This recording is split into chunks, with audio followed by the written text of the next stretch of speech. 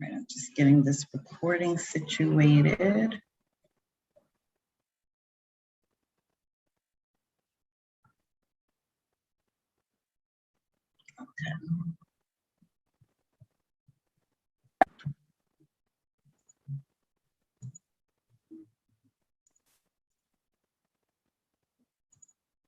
Okay, welcome everybody. I see people are starting to trickle in. Good afternoon, welcome, hello everyone. Thank you so much for joining us on this Monday morning. I hope everyone is having a good week so far, even though it's the first day of the week, but I hope it's been productive and positive and everyone is feeling good this afternoon. We're gonna start in just a couple minutes. I'll give it maybe 2 more minutes. I see the numbers are starting to rise. And please excuse my background noise. I live in New York City and I can't help it. So if you hear honks and ambulances and sirens, that's just the New York City way of life. But thanks again, everyone, for joining. I see the numbers coming in. People are starting to file in. I know it's right after work. You're probably like shutting down your work and cutting on this great webinar that we're going to have for you in just a couple moments. I'm so excited to be partnering with NBC Sports and the NBA.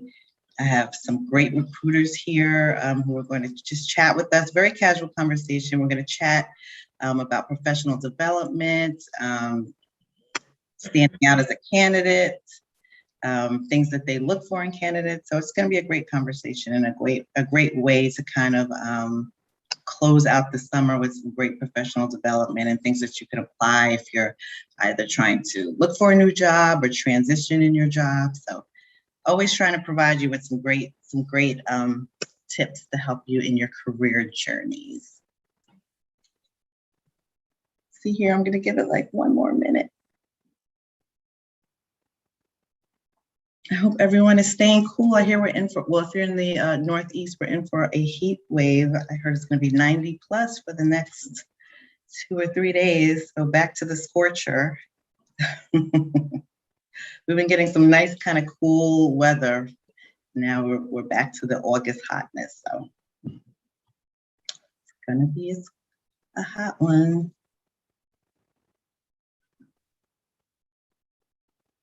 And we'll be taking questions throughout the discussion, so feel free to use the chat. Actually, you can drop it in any questions in the Q&A box, and we will get those questions. Hi, Robert. We have Robert Graham here. Hello, Robert. How are you? Thanks for joining us.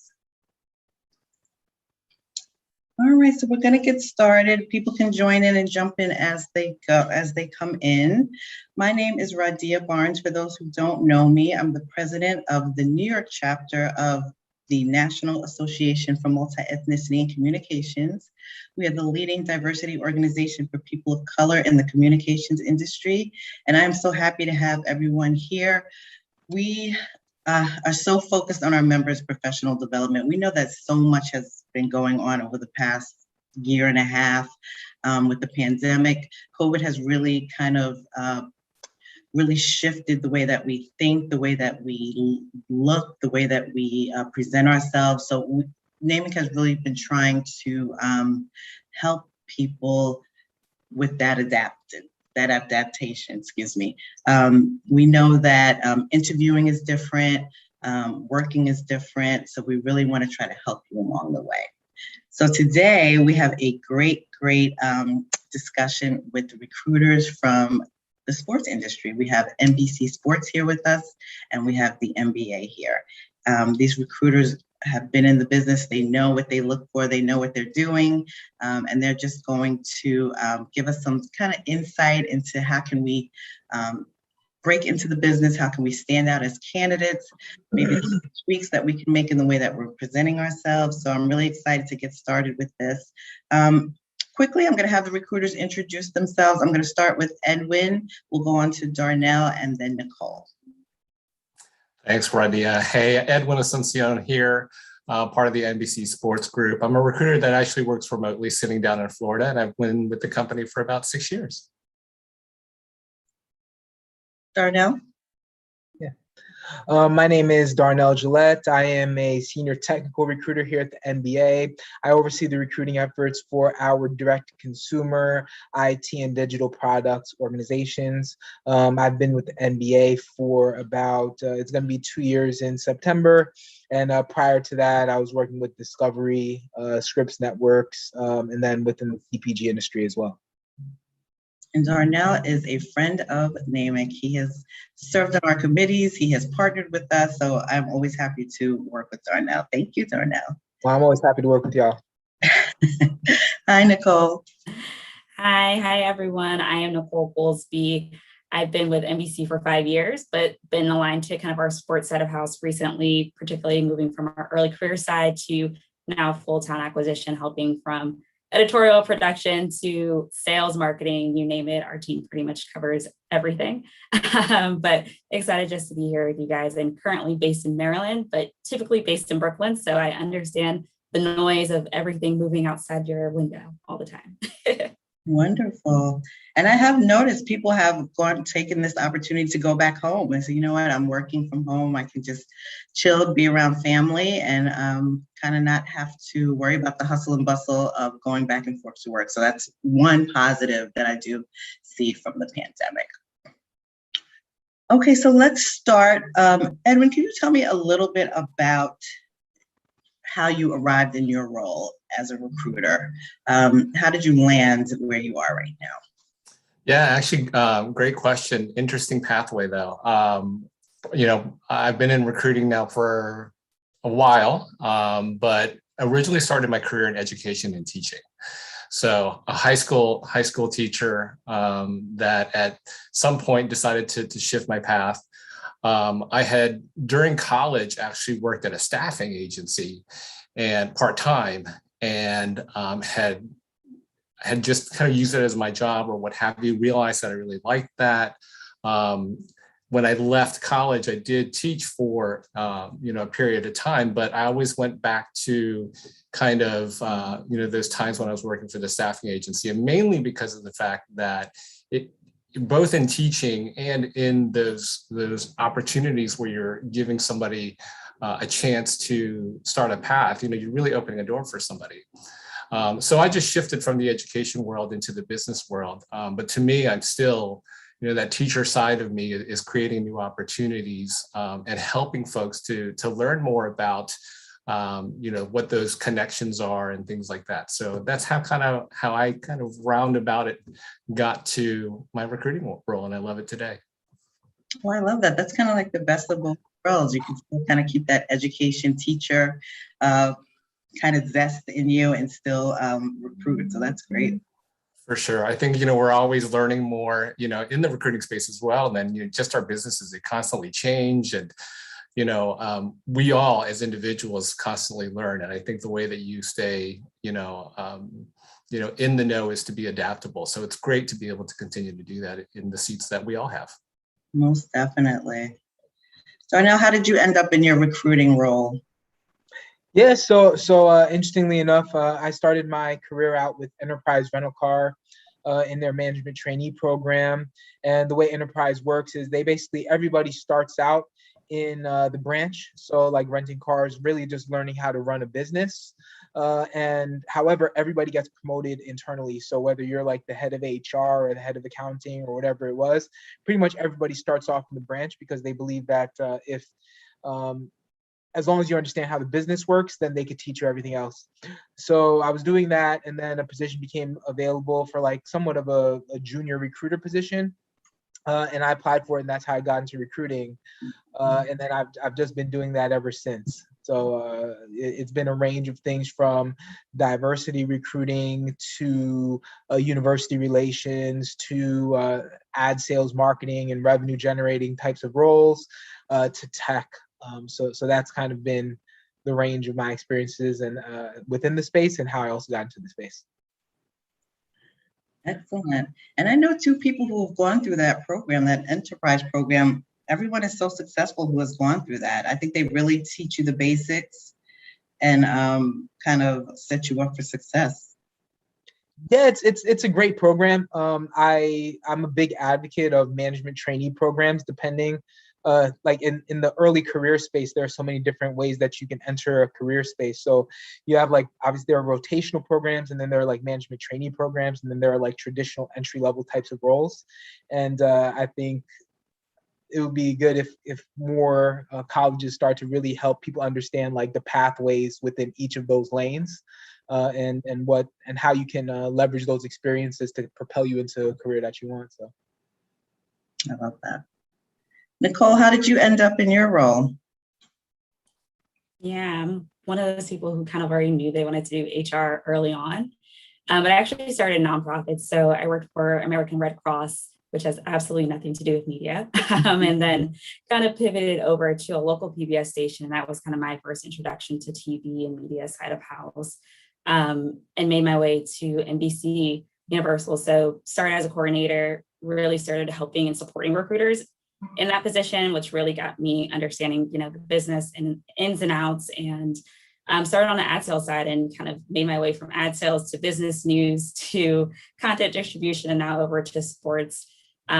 Was covering it in our early career side of house, so university relations, so internships, entry level, and now have made my way fully onto our talent acquisition team. So been kind of all over a little bit of NBC, but it's been great. That is great. And I think it's really good when you have touched so many different aspects of the business. You get such a well-rounded view and you're able to really perform job duties, I think, to a different level because you know so many different aspects. So I think that's really good. And I think when people go through those rotational programs, they really should take advantage of everything that has to offer, because I know a lot of times people are like, I really don't want to do this. It's this time to go into this role. I really don't want to do that one. I wish I could do something else. But I think it's very important to kind of touch on many different jobs. So that's really good. Completely agree. I think it allowed me to see the word producer has so many different shapes and forms when you talk about it in different sides of the industry. So completely agree. It gives you different perspective, and a lot of transferable skills you didn't know could be shifted over. Definitely. Okay, so I'm going to get into one of my questions. What are some of the biggest resume mistakes that you see? And anybody can take it.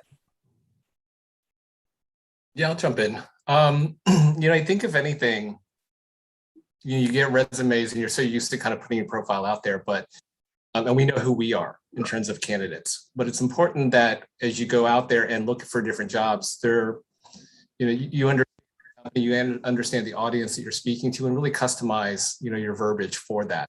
What we may know, or what you may know in terms of your technical experience or your experience in general, may not connect the dots for us. And so we want to make sure that stands out. We understand your storytelling. And then that way, when you do move forward in the interview process, that also, our hiring teams can understand the storyline as well. So customize for sure. Very important. Customize for the job that you're applying for.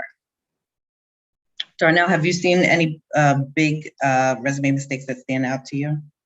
Yeah, actually, I want to piggyback on what Edwin said, because I think that's important. And I think even before that, it's so important. Before you understand like the job that you're applying for, you have to really understand yourself, right, and your experiences.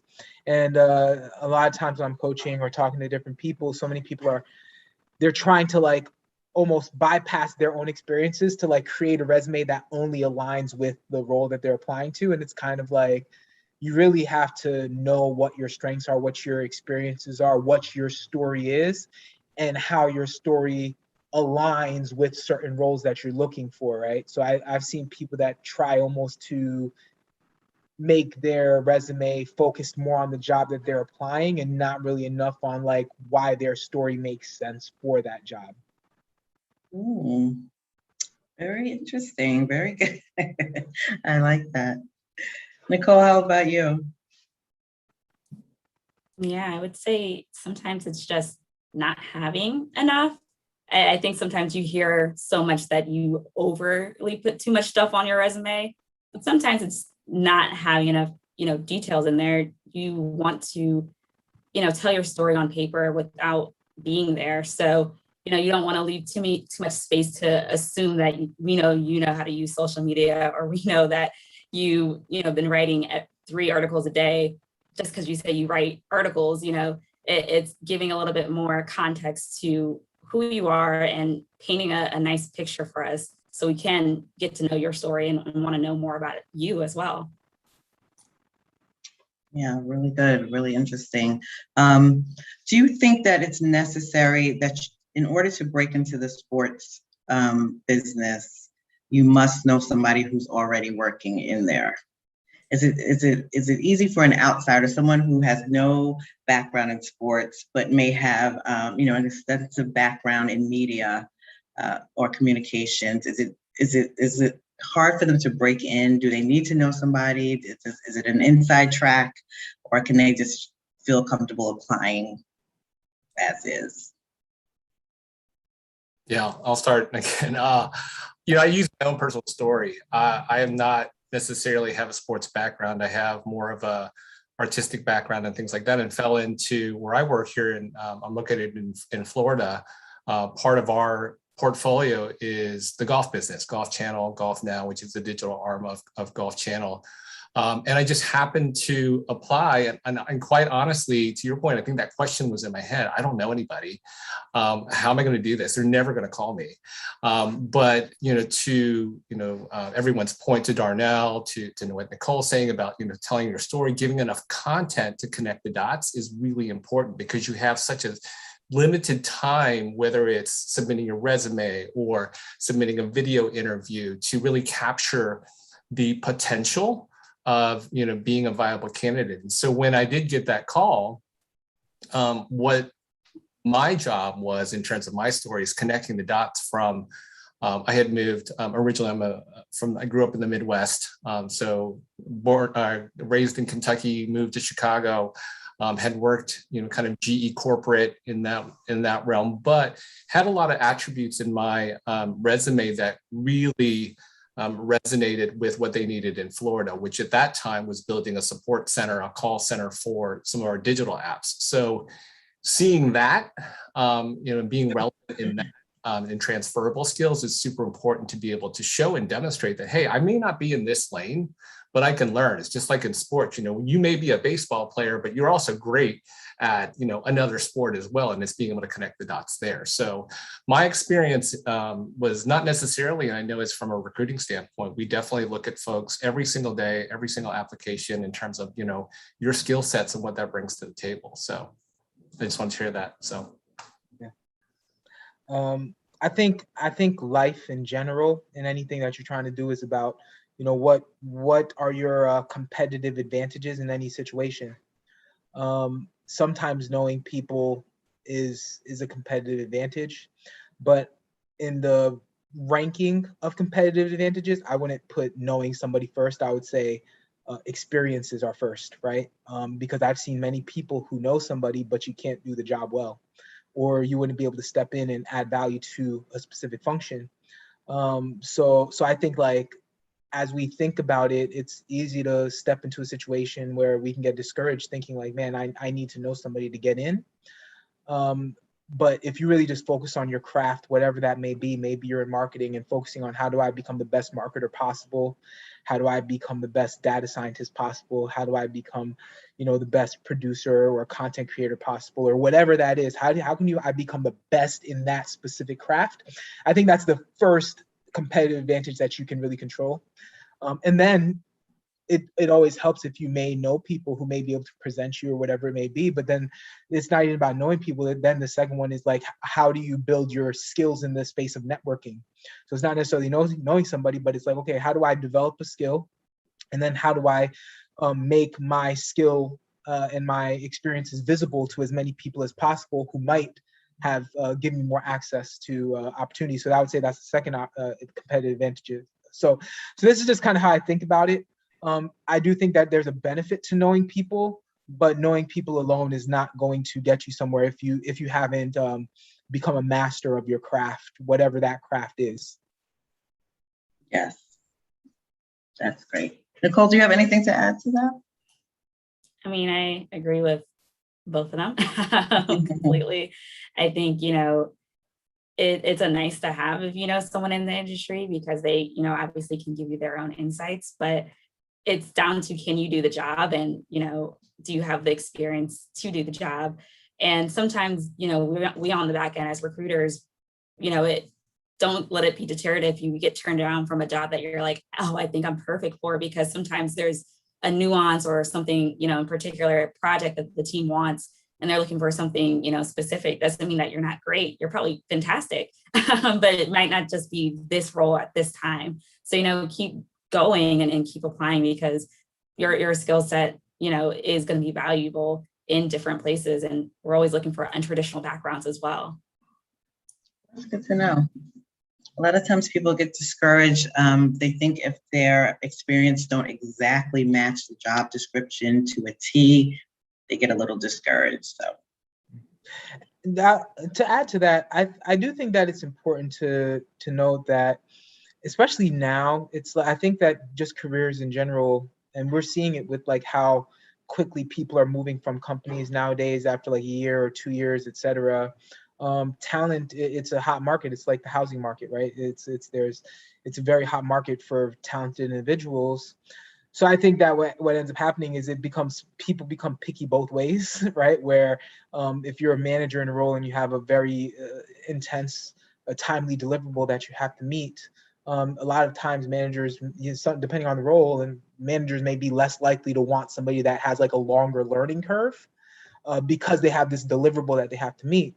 And I wouldn't say to make that discourage somebody from like trying. It might just say, hey, like, how can I continue to once again master my craft and build my skill through whatever mechanisms and experiences, so I can be in a position to demonstrate that, like, yeah, I can step in and be a strong value add that can contribute to whatever immediate and long-term goals you might have. So I think it's about like acknowledging, like, yeah, I may not be there yet, but that's okay, right?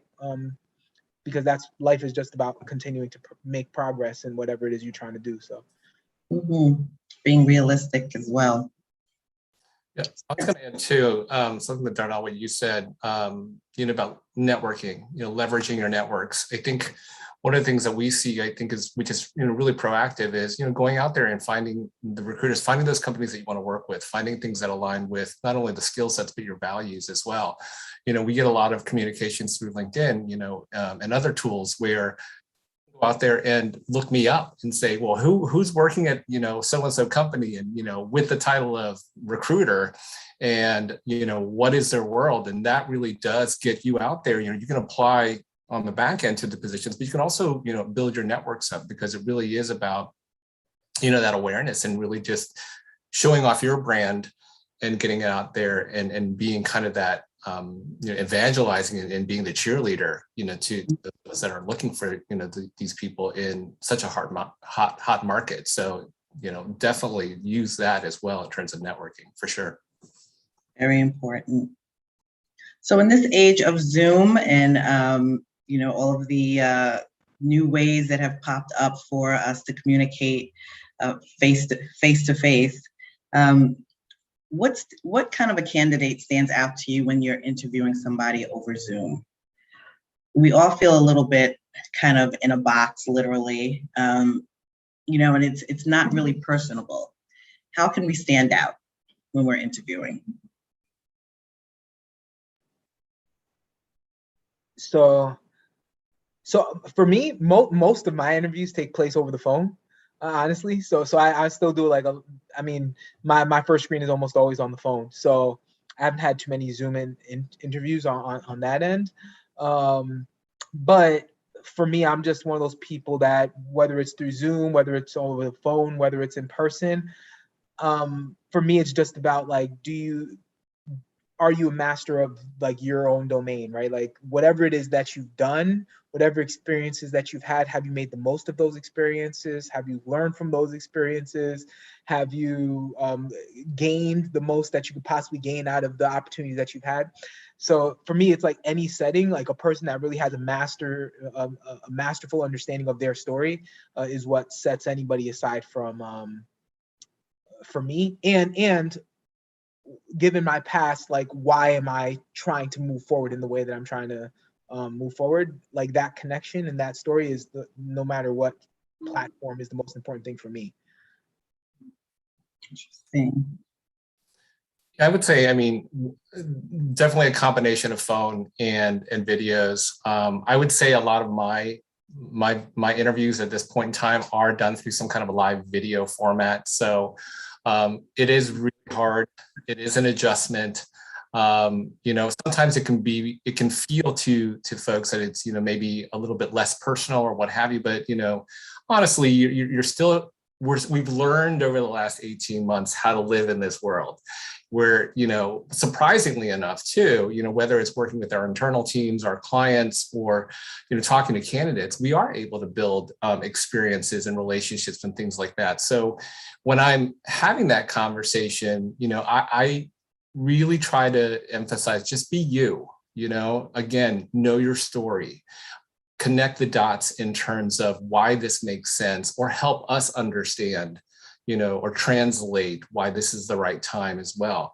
And at the end of the day, regardless of how long the conversation is, it is about building that relationship. It's about engagement. It's about showing who you are, not just about what's on paper, but, why you do bring, like Darnell said, value to the table. So, it is a little bit different, but I think we've all gotten used to the video interviews, the noises, the dogs interrupting, the Amazon deliveries. The day is just human nature. And so part of that, I think, has just been being able to see the human side of you as a person, when that happens, because we're all there, we all understand. And it's been a great way to kind of learn more. And truthfully, I've learned more through this process too. Most definitely, yes. How about you, Nicole? Yeah, so I do a combination of phone and video. And then because I've also covered early career, one thing that you probably have seen plenty of times before and even now is pre-recorded. You're recording yourself doing an interview with yourself, essentially. So, I would say, practice. You're not probably used to talking about yourself to a camera. And, we're on the other end, we take everything with a grain of salt. We know you're nervous, and be kind to yourself. You don't have to be perfect. We're not looking for perfection. We're looking for you and just having some confidence. We said before, and you're going to keep hearing it, this is your story to tell. So no one can tell it but you. We're not going to come back and be like, nope, you didn't do that. Or, we want to hear from you and want to hear the passion. And you've done all these things and these great things, highlight success, be proud of it and just showcase it, regardless if you're on the phone or in video or even just, recording yourself on a video. So true. Be yourself. So we have Clarissa. She asked the question. She said, what types of roles are available within the sports industry that are DEI focused?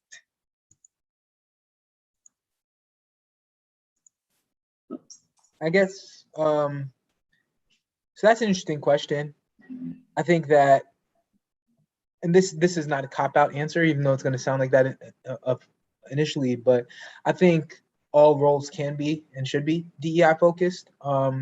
When you have dynamic organizations or larger organizations, there are lots of opportunities to get involved in DEI initiatives. Most function, because there was a period when I was working in DEI, and a large portion of what I did as somebody that was managing diversity and inclusion strategy was leaning on business resource groups, leaning on functional leads, whether it was for on-campus activations or custom events that we were creating. And there were certain people within the business that were just like always showing up. And it got to the point when they almost had like a secondary job where they were bringing their business expertise into this DEI space. And we really partnered to help enhance the business through our partnership. So I think every role, if you want, can have that as a portion of the job. In terms of traditional DEI jobs, it really depends on the organization, where if like that's what you're doing 100% of the time. I don't think that I've seen more and more positions within this space that are dedicated to that space opening up in recent years. But I think it also depends on which company it is. And then I would say, for us, very similar. Like I would think for any role that you want to be in, you can kind of craft out a DEI focus for yourself if you'd like to. That we have our employee resource groups where we have, I always like to say it's kind of like the communities within NBC Universal where you really can join, be a part, and understand kind of culture, awareness, inclusion from those different perspectives of those different employee resource groups. And majority, if not all of them, are ran by employees who have, jobs that are maybe a sales manager, maybe it's, someone who's day-to-day is in production, but it's just something that's so passionate for them that they want to lead and be a champion in that space. So we see a lot of our employees get involved in that way. And then on the flip side, for sports specifically, we do have a DEI task force within our sports business whose focus really is that DEI side of house. So, some people are pulled in from their day-to-day jobs, and there's someone who, I think a couple of people who primarily job is just that sports focused DEI day-to-day. So, I mean, there are jobs and they're starting to blossom definitely out there. But DEI can definitely be woven into any and everything you do day to day, especially, that you're really passionate about it. It will show and showcase in all you do. Yeah, and the only thing I was going to add to that, I mean, I echo and agree with everybody, what you're sharing, whether it's, to me, I think what can't be, DEI focused, because you can make impacts, every day in the way that you bring diversity of thought and inclusion into your worlds. And so that's something, along with the ERGs and, the dedicated staff that we have, that we make impacts, and being able to bring that dialogue forward, not, on a day-to-day basis. Diversity of thought is huge and something that, we breathe and speak every single day. So that representation, that we, have throughout our enterprise, is really impactful. So I think it's a great opportunity for anybody to carve that path for them. Yeah. And to add to that, like, I even think, I think in this environment, it's so important to be creative. Like, if you know that there's something that you're passionate about or something that you want, there are a lot of different ways that you can go about doing it. So I even think about like this event and this panel, right, that's being run through NAMIC in partnership with NBC and the NBA. And if you were somebody that was like an active member of NAMIC, right, like you could have probably hit up Radia like, hey, listen, is there any way I can help you with this event or in any way, shape, or form? And NAMIC does so many different types of events, and probably a good amount of events would include something within the sports industry, right? So in a sense, like even just partnering with NAMIC as like a member and being active is an opportunity to do DEI work within the sports space. So I think it's important to also think about it from a broader spectrum. And that's a little plug for NAMIC. Most definitely. I mean, follow your passion. I definitely, NAMIC is a passion of mine. My traditional job, I'm in sales, telecommunications sales, but doing this work really helps to quell my passion for community impact and diversity and inclusion. So definitely that's right on, Darnell. There's so many ways that you can work in the field that you want to work in, even if you don't directly work there. So wonderful. Do you think your companies are doing a good job with diversity recruitment? I can jump in. I think we can always improve. I think it's an evolution, it's a journey. I think with our company, specific to the sports industry, I think we always have a challenge in terms of just making people aware that there are opportunities that, out there. You think about sports, you think about it as being, primarily, male driven and things like that. So how do we get and connect to folks about the opportunities, and also prevent those roadblocks from saying, well, I don't have that experience, and that may affect a certain group or what have you, because they may not be exposed to it, or whatever. So working with our HR partners, working with our business leaders to prevent restrictive vocabulary and job descriptions, or just giving people an opportunity to say, hey, you know what, I may not be a golfer, but I know what I can do in terms of translating my skills from this sport into this industry. And also it depends, are you working on the consumer side? Are you working on the business side? And sometimes it's being able to, understand what your place is at that intersection, whether it's like I said, the business side, their consumer side. So we're not, we're not perfect. I don't think anybody is at this point in time. And just have that conversation and that dialogue and the education is important. So each day that we work with our partners, it definitely impacts. And I think that's what we, at the end of the day, want, is to be able to continue to create those pathways and opportunities to get people to apply or say, hey, I can be part of that group. Mhm. I think, Radia, I think we've had a lot of conversations, and a lot of the stuff that I do outside of work also is kind of like it exhibits my passion in this area. But I think not just for the NBA or whatever, across every organization that I've seen, I think one of the big problems that face diversity hiring or diversity and inclusion strategy is the fact that like corporate is really built on efficiency and speed and delivering, right? So I think that there are like a lot of foundational issues that corporate America in general has. So for example, there is like a study that was saying that like in the short run, if you have people who are the same, they might produce at a higher level quicker, right? So maybe within a year, they'll produce at a higher level because their communication styles are the same and all these different things. They have these efficiencies. But over the long term, diverse teams would perform better because they're bringing in different thoughts and innovation and all these things, which in theory is good. But then I start thinking to myself, well, okay, so thinking realistically about like employees and people who have to meet year-end goals, it's like a lot of people aren't even thinking beyond December, right? So it's like you're asking me to buy into a strategy that is focused on this like 20-year goal or a 5-year goal, but are you adjusting my goals to like account for that learning curve that you said studies show?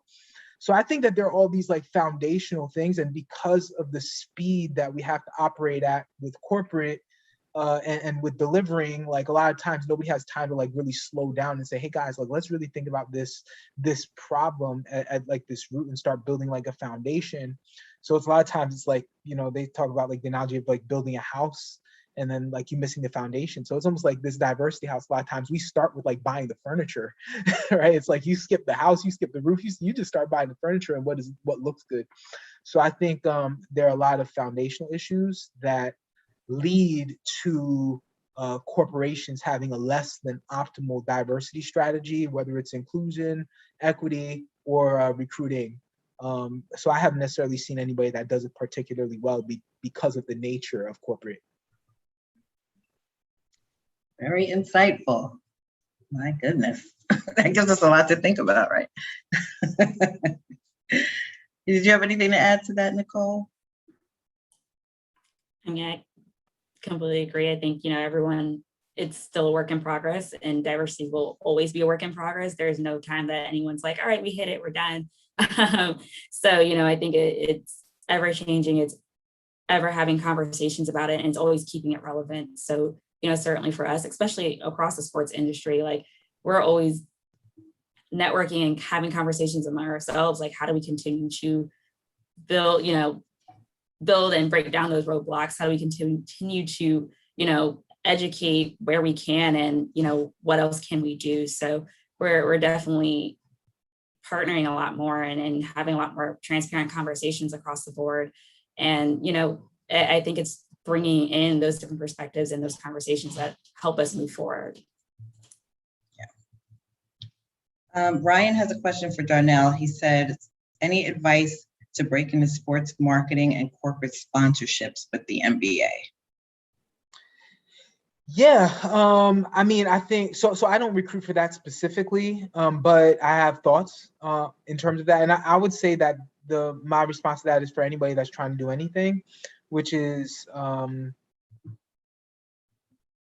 gain experience by any means necessary, and become a master of your craft by any means necessary.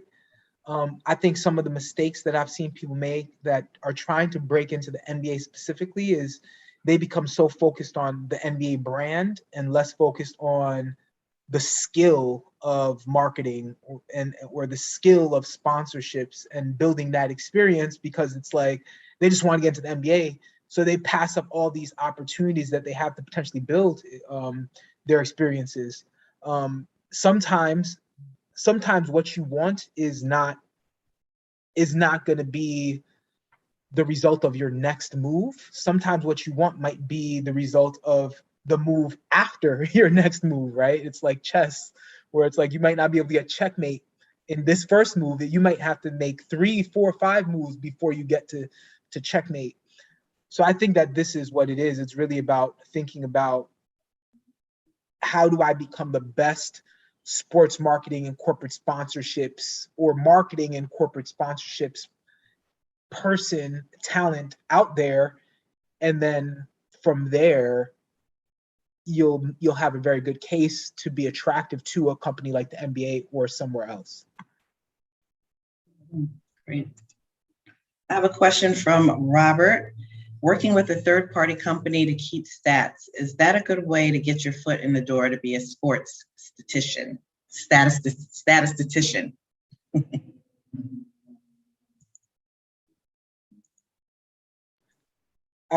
So I've had a chance to work on some like stats tech roles project.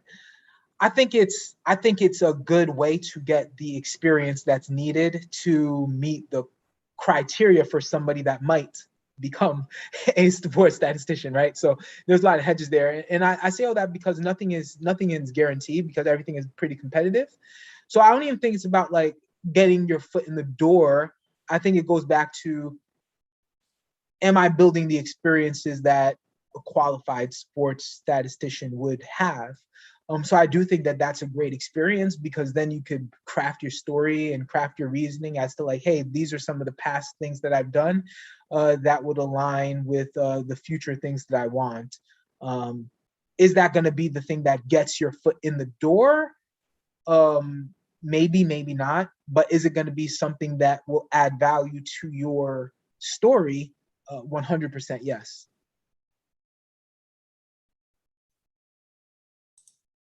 Yeah, I was going to add to that. I mean, I have not recruited in that space, to be honest with you. But what I'm hearing from Darnell, and kind of a recurring theme, is, getting that relevant experience, getting, regardless of what, necessarily is that, is it a one-for-one match from an industry perspective, getting that, like I said, experience is truly important, because you'll be able to transfer that and tell that story to those people that are seeking that person.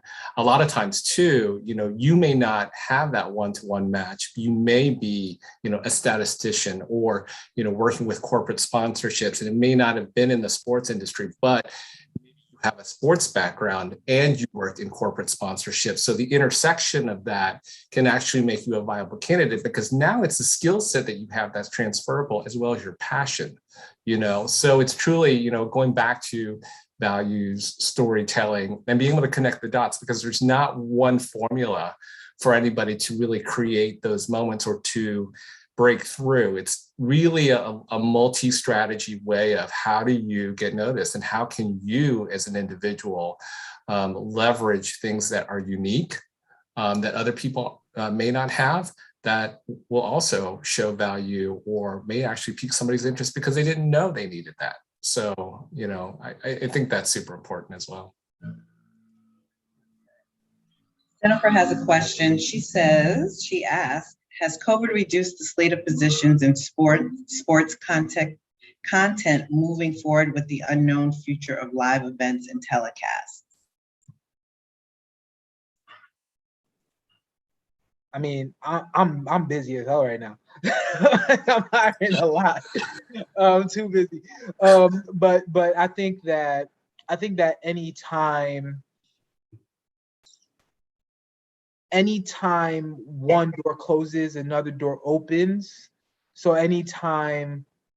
like, for example, right, for all of the jobs that were lost during COVID, whoever the parent company for Lysol and bleach and cleaning products quadruple their hiring, right?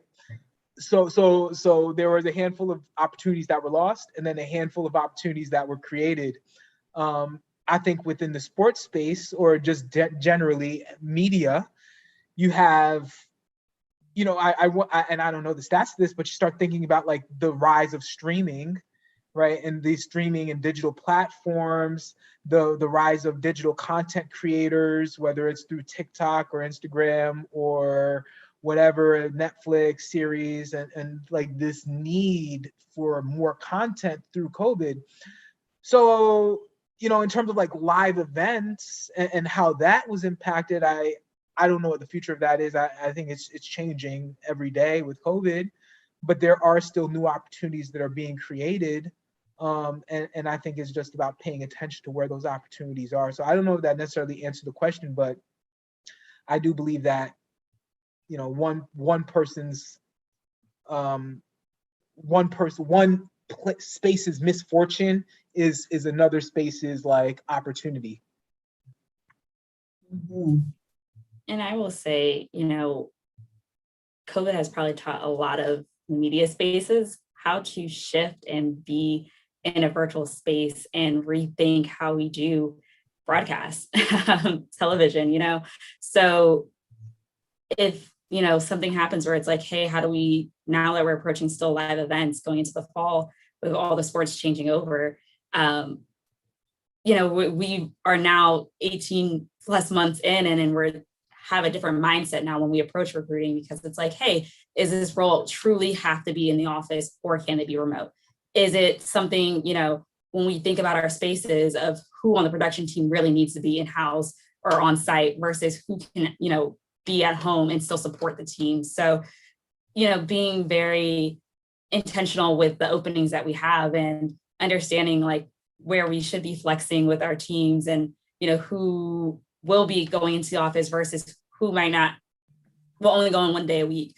So, you know, I think, you know, we don't know what the future holds for us, but this was something that was never really, you know, a hurdle that we hadn't had to encounter. And now that we have a different strategy, you know, we're strategizing differently, we're thinking differently, we're having different conversations, and we're being innovative. And I think that's the only thing that we can say, you know, is we're going to be innovative, thinking forward and for the future to come. And when we get there for that next hurdle, you know, I'm sure we'll have a different perspective going forward for there, especially for sports. Yeah, I would add to that. You know, I think the way that we're thinking about things, you know, obviously, you know, these last 18 months, you know, to Nicole's point, you know, we've all had to adapt. We've all had to become agile in terms of the way that we do business and also the way that we live our lives. I think, you know, for us, you know, it's very busy. You know, when I giggled a little bit when Darnell, you know, said, yeah, I'm real busy too. Yeah, we all are, because I think, you know, the first part of this, we were trying to figure it out. You know, how is sports going to live? You know, what's going to happen? And, you know, a testament to everybody that's involved in, you know, this arena, we have figured it out, and, you know, in very different ways, whether it's, you know, live events that are happening production wise in very creative ways, but also to the, you know, to folks that are looking for work. I would say that we are having conversations, and absolutely positions are out there, quite a number of them right now, as everyone's gone back online. You know, Nicole had just mentioned a little bit about, you know, do they need to be in the office or can they be at home? You think about that in your immediate local market, you know, so, you know, our you know, positions in New York, they're usually the tri-state folks, but there are ongoing conversations too for candidates that, you know, it doesn't even have to be in that market, you know, originally having businesses that say, oh, we have to have them in Connecticut or we have to have them in New York. But then it's like, do you really? You know, why can't we bring somebody from the West Coast into this fray and open up the market? So as you continue to search, look at those opportunities, because you're starting to see a lot of flexibility and a lot of language in job descriptions that really opens it up, so that you don't sit there as a candidate and say, well, you know, I'm in LA, I could never work, you know, in New York. That's a game changer. Things are changing. So short answer, yes, very busy, and definitely a lot more opportunities for candidates to look at things in different ways. Yeah, and a lot of those opportunities come kind of through me, and I'm getting them sent to me like left and right. I'm like, the job market is really, really open right now, so I hope everyone is taking advantage of it. Edwin, I know you had a video you wanted to show us. I'm going to throw it to Nicole. It was really just to share. We were going to talk a little bit about, kind of the breadth of NBC Sports and everything like that. I don't know, just from time constraints. That's still, yeah. So, Nicole, you want to take it away? I'll throw it to you, as they say. Sure, it's always fun learning how to share your screen as many times as I've done it. and I'll set it up to really just the sizzle reel on, NBC Sports, obviously on the heels of the Tokyo Games, really just showing the breadth of the range of the different types of, industries that we work with and that our teams, really have their hands in. So yeah, we just wanted to share this with you. So we'll cue up that sizzle. Less than half a mile as they come into the final furlong. 2 down to the line. Just 2 putts for Rory McIlroy to put it away. 1 kilometer to go. Perfect way to kick off the season. Hey, there ain't nothing better than this right here.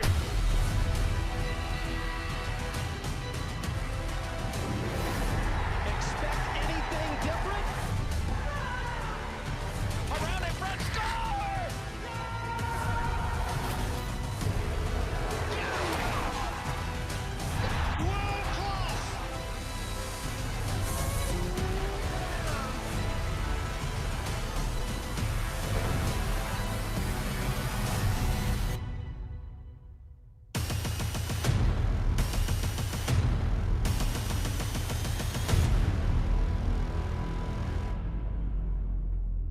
Thanks, Nicole. So yeah, we just wanted to show the range of what our businesses touch. Whether I'm a tennis player, not a golfer, I work at golf. So there's a lot of things that are transferable and things like that. And again, coming off the heels of Tokyo, and now we're getting ready to go into Beijing. There's a lot of opportunities that we just wanted to make sure people were aware of. So thanks for letting us share that with you. Oh, that was great. That got me hyped up. Yeah. Watch that every morning.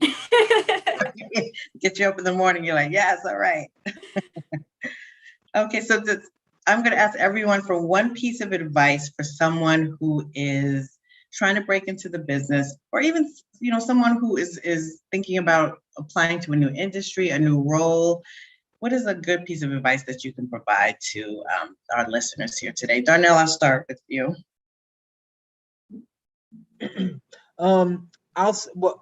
Obviously the advice is flexible based on who the person is and what experiences they have.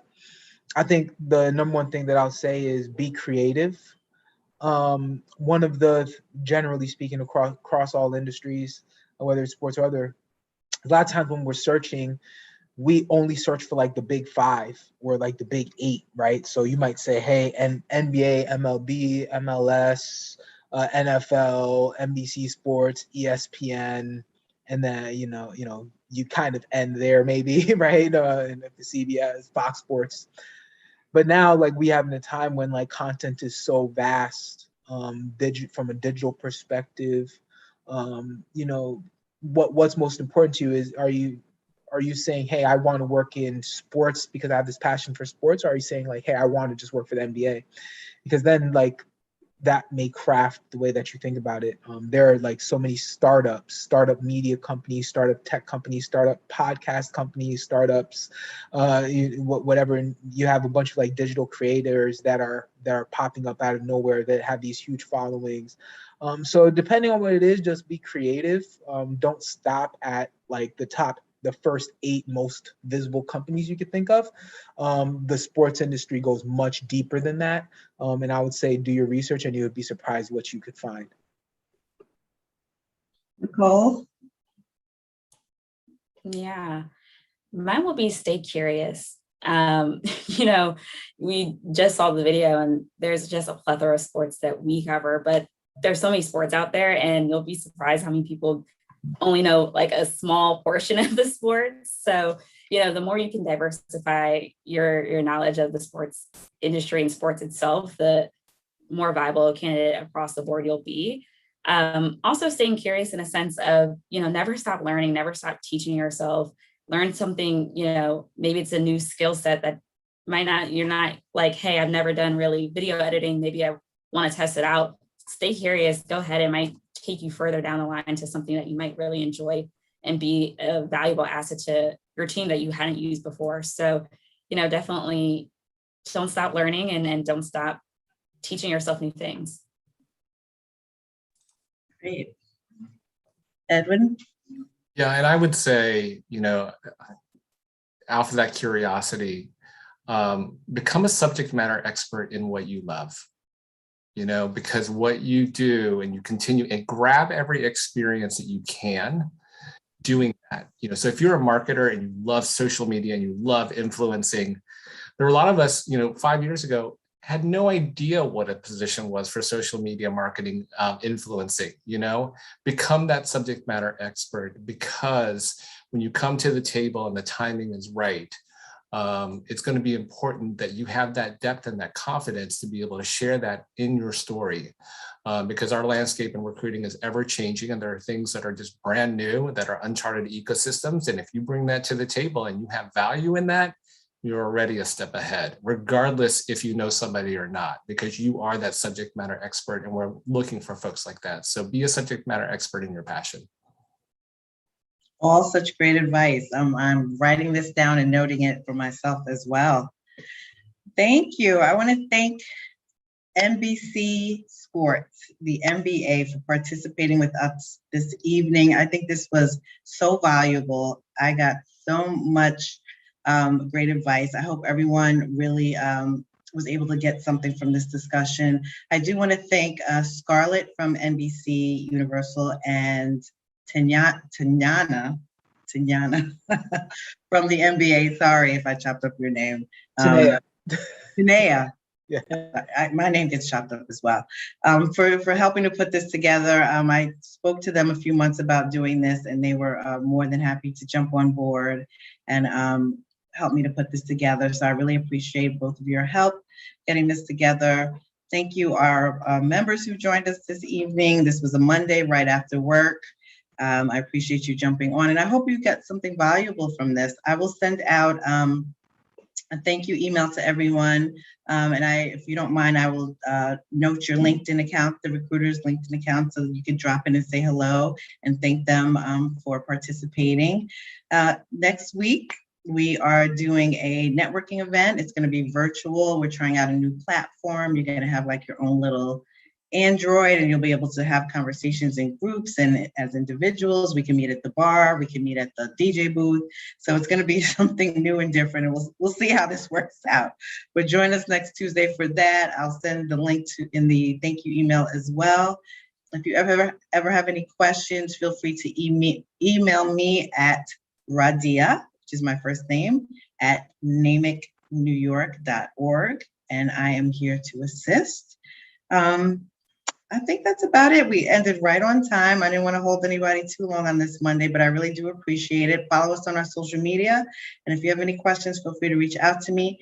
Thank you to the recruiters for joining us. This was great, great, great. I appreciate you all. Don't hesitate to reach out to me if you need anything. And we will connect soon. Hopefully one day we'll all connect in person. Thank you, everyone. Have a great evening. Take care. Thank you.